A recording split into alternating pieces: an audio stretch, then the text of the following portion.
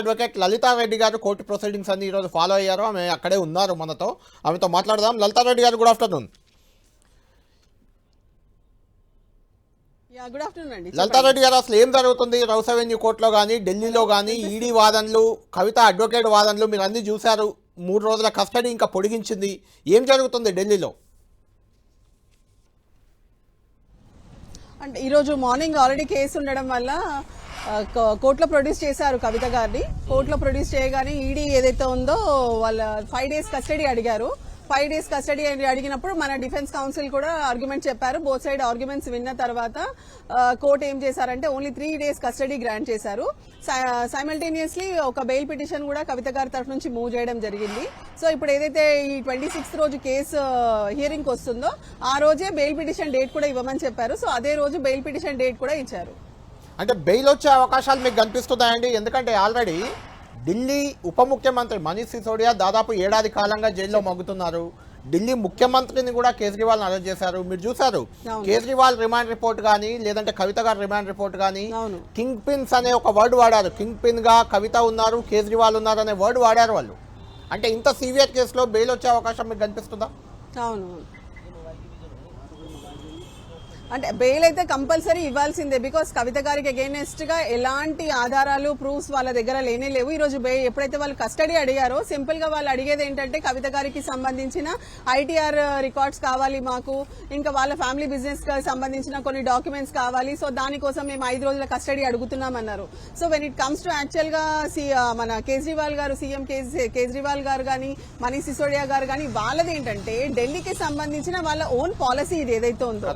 So వాళ్ళది custody అడిగి ఒకవేళ వాళ్ళది ఏమైనా జరిగితే వాళ్ళ ఓన్ గవర్నమెంట్ కి సంబంధించిన పాలసీ కాబట్టి న్యాచురల్లీ వాళ్ళది ఇంపార్టెన్స్ ఉంటుంది. బట్ వేరేజ్ ఇక్కడ కవిత గారిని ఫాల్స్లీ ఇంప్లికేట్ చేయడం జరిగింది కేసులో. ఎలాంటి ఆధారాలు లేకుండా ఓన్లీ ఎవరో పర్సన్ అప్రూవర్ గా మారాడో, అప్రూవర్ మారిన పర్సన్ తిన మీద ఏదైతే ఉందో అలిగేషన్స్ చెప్పారు అనే దాని మీద పోతున్నారు. కానీ ఇప్పటి వరకు వాళ్ళ దగ్గర ఎలాంటి ఆధారాలు లేవు. అలాంటి అఫెన్స్ కవిత గారు చేయనే లేరు. అండ్ మోర్ ఓవర్ ఏంటంటే వాళ్లకు అసలు ఇప్పటి వరకు వాళ్ళ ఇన్వెస్టిగేషన్ లో ఎలాంటి ఆధారాలు కవిత గారికి అగేన్స్ట్ గా దొరకలేదు. సో ఫుల్ ఛాన్సెస్ ఉన్నాయి బెయిల్ వచ్చే ఛాన్సెస్. అంటే లలితారెడ్డి గారు, ఇప్పుడు కవిత గారు బెయిల్ కి ఆల్రెడీ దాఖలు చేశారు బెయిల్ పిటిషన్. అయితే ఇందులో చాలా అంశాల్లో కూడా కవిత గారితో మాట్లాడిన మాటలు కానీ, చాట్స్ కానీ, అప్రూవర్స్ గా మారిన వాళ్ళ స్టేట్మెంట్లు కానీ అన్ని అందులో మెన్షన్ చేశారు. అంటే ఇవన్నీ కోర్టులో ప్రొడ్యూస్ చేయడానికి ఆధారాలుగా చూపించే అవకాశం ఉండదంటారా ఇవన్నీ? ఇప్పుడు అది ఏవైతే మీరు చాట్స్ అవన్నీ చెప్తున్నారో అవి కవిత గారికి సంబంధించింది కాదా అనేది ఇప్పటివరకు ఎలాంటి మెటీరియల్ ఎవిడెన్స్ అయితే ఇవ్వలేదు, కోర్టులో సబ్మిట్ చేయడం జరగలేదు. సో ఓన్లీ ఇప్పుడు ఏదైతే ఉందో కల్పితంగా ఈ కస్టడీ పిటిషన్ లో మెన్షన్ చేయడమే జరుగుతుంది. కానీ యాక్చువల్ గా ఏం జరిగిందనేసి లీగల్ పాయింట్ ఆఫ్ వ్యూలో ఇంకా మనకి తెలియదు. అంటిల్ అన్లెస్ ఎంటైర్ కంప్లీట్ గా వాళ్ళు మొత్తం వాళ్ళదంతా ఇన్వెస్టిగేషన్ కంప్లీట్ చేసి ఫైనల్ ఛార్జ్ షీట్ వేసినప్పుడే తెలుస్తుంది. సో అంతకంటే ముందు మనము ఏమి అంటే మనకి చెప్పుకోవడానికి ఏం లేదు అక్కడ. రైట్. ఇంకొకటి, ఈరోజు మీరు కోర్టులో ఉన్నారు కాబట్టి అక్కడ ఎవరో మేనల్లుడు అందుబాటులోకి రావట్లేదు, మేనల్లుడు ద్వారానే ట్రాన్సాక్షన్లు జరిగాయి, కవిత మేనల్లుడు ద్వారానే హైదరాబాద్లో సోదాలు జరుగుతున్నాయని చెప్పారు. మనకున్న సమాచారం ప్రకారం హైదరాబాద్లో అనిల్ సోదరి అలేఖ్య అనుకుంటా ఆమె పేరు, వాళ్ళ నివాసంలో సోదాలు జరుగుతున్నాయి. అలేఖ్య కుమారుడనా లేకుంటే అలేఖ్య హస్బెండ్ గురించా? అసలు ఈ మేనల్లుడు ఎవరు? ఇంతకీ ఈడీ తరఫు అడ్వకేట్ చెప్పిన మేనల్లుడు ఎవరు? మీకు ఏమైనా ఐడియా ఉందా? మేనల్లుడు కాదు, సమ్ ఏదో మేఘనా సంథింగ్ మేఘా అన్నారు ఆయన. కానీ పర్టికులర్ గా మేనల్లుడు అలాంటి సంభాషణ అయితే ఏం జరగలేదు. ఇలా సోదాలు జరుగుతున్నాయి వాళ్ళ దాంట్లో అనే విషయం కూడా లేదు. అలా నేనైతే కంప్లీట్ గా లోపలే ఉన్నాను. అలాంటిది అయితే ఏం జరగలేదు లోపల. కేసు ప్రొసీడింగ్స్ లో ఏదైతే ఉందో తనకి సంబంధించిన ఓన్లీ బిజినెస్ కి, ఫ్యామిలీ బిజినెస్ కి సంబంధించిన ఆధారాలు ప్లస్ తన ఐటీఆర్ గురించి వాళ్ళకి ఇంకొక 5 రోజులు కస్టడీ కావాలని మాత్రమే అడిగారు. అప్పుడు ఇమీడియట్ గా మన డిఫెన్స్ కౌన్సిల్ కూడా ఆల్రెడీ తను మీ కస్టడీలోనే ఉన్నారు, తను ఎలా ప్రొవైడ్ చేయగలరు అవన్నీ. అండ్ మోర్ ఓవర్ కవిత గారు కూడా చెప్పింది ఏంటంటే అడిగిన ప్రశ్నలే మళ్ళీ లాస్ట్ ఇయర్ ఏదైతే క్వశ్చన్స్ అడిగారో విచారణ సమయంలో సేమ్ అదే క్వశ్చన్స్ రిపీట్ అవుతున్నాయి. కానీ కొత్తగా వాళ్ళకి దొరికిన ఆధారాలు ఏమీ లేదు. అలాంటి ఆధారాలు చూపించి ఆమెను ఏమైనా ఇన్వెస్టిగేషన్ చేసింది కూడా ఏం లేదు అక్కడ. అయితే ఇక్కడ లలిత గారు ఇందులో చెప్పింది ఫోన్ల డేటా డిలీట్ చేశారు, పాతదే ఇది, ఇంతకుముందు కూడా చెప్పారు. కుటుంబ ఆదాయ పన్ను వ్యాపారాల వివరాలు ఇవ్వట్లేదు. కవిత ఈడీ కస్టడీలో ఉన్నప్పుడు కవిత డాక్యుమెంట్లు ఎలా ఇస్తారని కవిత అడ్వకేట్ కూడా ప్రశ్నించారు అనుకోండి. అంటే డాక్యుమెంట్లు ఇవ్వడానికి దీనికి కవిత కస్టడీలో ఉన్నా కూడా అతని కవిత హస్బెండ్ కానీ బంధువులు కానీ అంతా బయటే ఉన్నారు, వాళ్ళు అడిగినా ఇవ్వచ్చు కదా, ఇవ్వడానికి వచ్చిన ఇబ్బంది ఏంటి ఇక్కడ? అంటే నేనే కరెక్టే. అప్పుడు ఏం జరిగిందంటే డిఫెన్స్ కౌన్సిల్ క్లియర్ గా ఒక మాట అన్నారు, ఇప్పుడు వాళ్ళకి ఐటీఆర్ బిజినెస్ రికార్డ్స్ కానీ ఐటీఆర్ కావాలంటే వాళ్ళకి యాంపిల్ టైం ఇన్ని ఆల్మోస్ట్ 1.5 years నుంచి వాళ్ళకి యాంపిల్ టైం దొరికింది. సో ఆ టైంలో వాళ్ళు ఎప్పుడు అడగలేదు. అండ్ మొన్న కూడా ఇంటికి లాస్ట్ ఫ్రైడే రోజు వచ్చినప్పుడు సోదాలు చేశామన్నారు.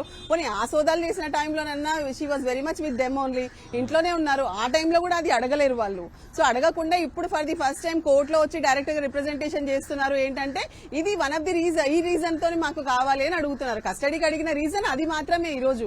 సో ఏదైతే ఉందో ఇలాంటి ఈ డీటెయిల్స్ కావాలన్నారు. అప్పుడు ఇమీడియట్ గా డిఫెన్స్ కౌన్సిల్ క్లియర్ గా చెప్పారు, అట్లా కాదు ఇప్పుడు కస్టడీలోకి, అంటే మీకు ఒకవేళ అలాంటి రికార్డ్సే కావాలంటే తనని కస్టడీలో ఉంచాల్సిన అవసరం లేదు కదా, తన కస్టడీ ఏదైతే ఉందో అయిపోయాక కూడా తను ప్రొవైడ్ చేయమంటే అన్ని ప్రొవైడ్ చేస్తారు అని చెప్పడం జరిగింది. రైట్. ఒకటి హెల్త్ గ్రౌండ్స్ కూడా మీరు బెయిల్ పిటిషన్ దాఖలు చేయడానికి, బెయిల్ ఇవ్వడానికి హెల్త్ గ్రౌండ్స్ కూడా పెట్టినట్టున్నారు. బీపీ హైగా ఉంది, ఆమెకు సరైన ఆహారం అందట్లేదు అనేది కూడా పెట్టినట్టున్నారు కవిత తరఫు అడ్వకేట్స్.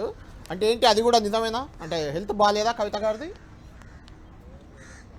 లేదు హెల్త్ బాగాలేదంటే అదే బీపీ అప్ అండ్ డౌన్. మీకు లాస్ట్ టైం కూడా ఆల్రెడీ తెలిసిందే, ఎప్పుడైతే కస్టడీ ఇక్కడ కోర్టులో ప్రొడ్యూస్ చేశారో ఆ రోజు కూడా బీపీకి సంబంధించిన ఇంజెక్షన్ ఇవ్వడం జరిగింది. సో బీపీ ఏదైతే ఉందో ఫ్లక్చుయేట్ అవుతుంది. హెల్త్ రీజన్స్ కూడా వన్ ఆఫ్ ది గ్రౌండ్ గా మెన్షన్ చేశారు.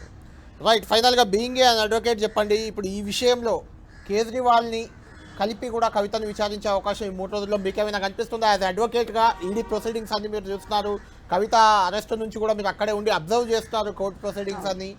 కేజ్రీవాల్ ని విచారించే అవకాశం ఉందా, కనిపిస్తుందా మీకేమైనా? తప్పకుండా న్యాచురలీ వాళ్ళ ఇప్పుడు ఏదైతే ఉందో వాళ్ళు అక్కడి నుంచే తీసుకొస్తున్నారు కాబట్టి ఇప్పుడు మొత్తం ఇదంతా చుట్టూ తిరిగి ఢిల్లీ రాజధాని నగరంలో కేజ్రీవాల్ గారి మీదకి వెళ్ళింది.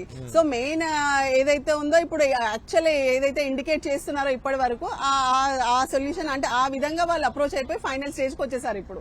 సో న్యాచురల్లీ ఇప్పుడు ఆల్రెడీ కవిత గారు తన దగ్గరే వాళ్ళ కస్టడీలోనే ఉన్నారు కాబట్టి ఛాన్సెస్ ఉన్నాయేమో మరి వాళ్ళ పద్ధతి ప్రకారం, వాళ్ళ ప్రొసీడింగ్ ప్రకారం ఇద్దరిని కలిసి చేసే అవకాశము ఉండొచ్చు మేబీ. లలిత గారు, మీరు అడ్వకేటే కాదు, బీఆర్ఎస్ లీగల్ సెల్లో కూడా ఉన్నారు, మీరు పార్టీ పరంగా కూడా ఉన్నారు కాబట్టి అటు ఆమ్ ఆద్మీ పార్టీని ఇటు బీఆర్ఎస్ని, 2 పార్టీలను దెబ్బతీయడానికి ఇది బీజేపీ కానీ ఈడీని అడ్డం పెట్టుకొని చేస్తున్న రాజకీయం అని అంటున్నారు. ఇది ఒక పొలిటికల్ క్వశ్చన్. ఈ యాక్ట్ వల్ల అటు కేజ్రీవాల్ ఇటు కవిత ఇద్దరిని అరెస్ట్ చేసి విచారించడం, ఈ బయటకు వస్తున్న అంశాల వల్ల ఈ 2 పార్టీలపై రానున్న లోక్సభ ఎన్నికల్లో కానీ రాజకీయంగా కానీ ప్రభావం పడే అవకాశం ఉందా? అంతే, అది క్లియర్ గా అదే ఇండికేషన్ చూపిస్తుంది. రాజకీయ లబ్ధి కోసమే ఈ అరెస్ట్ చేయడం అనేది, ఇట్లా తీసుకోవడం అనేది, కస్టడీలోకి తీసుకోవడం అనేది జరిగింది. బికాజ్ ఇప్పుడు ఇదేదైతే ఒరిజినల్ గా మీకు స్కీమ్ ఏదైతే ఉందో ఈ పాలసీ ఉంది, ఈ పాలసీ ఎప్పుడు 2021లో ఇంట్రడ్యూస్ చేశారు Delhi government. So Delhi government కి సంబంధించిన ఇష్యూ ఇప్పుడు ఆమ్ ఆద్మీ బీఆర్ఎస్ కి ఇద్దరు కలిసి ముందుకు వెళ్తున్నారు. సో వీళ్ళు ఏ విధంగానైనా ఫ్యూచర్ లో మేబీ మాకు వీళ్ళ వల్ల ప్రమాదం ఉందని ఆల్రెడీ వాళ్ళకి ఇదైనట్టుంది. సో దాని వల్ల ఈ రాజకీయ లబ్ధి కోసం జరిగినదే అది క్లియర్ గా అనిపిస్తుంది కూడా చూస్తుంటే. స్టెప్ బై స్టెప్ ఈ 1.5 years నుంచి ఎలాంటి సినారియో నడిచింది. ఒక రోజు ముందు ఎలక్షన్ నోటిఫికేషన్, ఇప్పుడు పార్లమెంట్ ఎలక్షన్ నోటిఫికేషన్ ముందు ఒక రోజు ముందు ఏదైతే యాక్ట్ జరిగిందో, సో దాన్ని చూస్తే ఇట్ ఈస్, అంటే నేను బీయింగ్ అన్ అడ్వకేట్ కాదు, యాజ్ ఎ కామన్ ఉమెన్ గా కూడా నేను చెప్పగలను అది తప్పకుండా రాజకీయ లబ్ధి కోసమే జరుగుతుందని కనిపిస్తుంది క్లియర్ గా. రైట్. ఫైనల్ క్వశ్చన్, ఒక ఉమెన్ గా నాకు కొంత వెసులుబాటు ఇవ్వాలి, ఈడీ కార్యాలయానికి నన్ను పిలిచి విచారించొద్దు అని గతంలో కవిత గారు ఒక పిటిషన్ దాఖలు చేశారు సుప్రీంకోర్టులో, దాన్ని విత్డ్రా కూడా చేసుకున్నారు. బీయింగ్ ఏ ఉమెన్ ఇలాంటి ఎగ్జామ్షన్ ఇవ్వాలని మీరు అనుకుంటున్నారా అడ్వకేట్ గా? అంటే యాక్చువల్గా ఏంటంటే ఇప్పుడు మీరు లాస్ట్ టైం చూసారు విచారణ కొనసాగినప్పుడు నైట్ 9:30 ఆల్మోస్ట్ 8:30 అలాంటి ఇది ప్రకారమే తనను విచారణ చేయడం జరిగింది. అండ్ క్లియర్ గా మనకి క్రిమినల్ ప్రొసీజర్ కోడ్ లో ఉంది ఆఫ్టర్ సన్సెట్ చేయొద్దు విచారణ అనేసి. సో కంటిన్యూస్ గా మార్నింగ్ నుంచి నైట్ కి వరకు అలాగే కంటిన్యూస్ గా ఒక ప్లేస్ లో కూర్చోబెట్టి చేస్తే ఒక మహిళగా అంటే చాలా ఇబ్బందులు ఉంటాయి మాకు మహిళలకి. సో అట్లాంటి టైంలో ఒకటే దగ్గర కదలకుండా పొద్దు నుంచి రాత్రి వరకు కంటిన్యూస్ 9:30 వరకు అంటే అది మోస్ట్ అబ్జెక్షనబుల్ ఇష్యూ. సో మళ్ళీ ఏంటి కొత్తగా ఏమన్నా విషయాలు ఉన్నాయా? కొత్తగా విషయాలు ఏం లేదు. అడిగిన దాన్ని పదే అడిగి ఏదో ఒప్పించాలనే ప్రయత్నము, ఎలాంటి ఆధారాలు లేవు.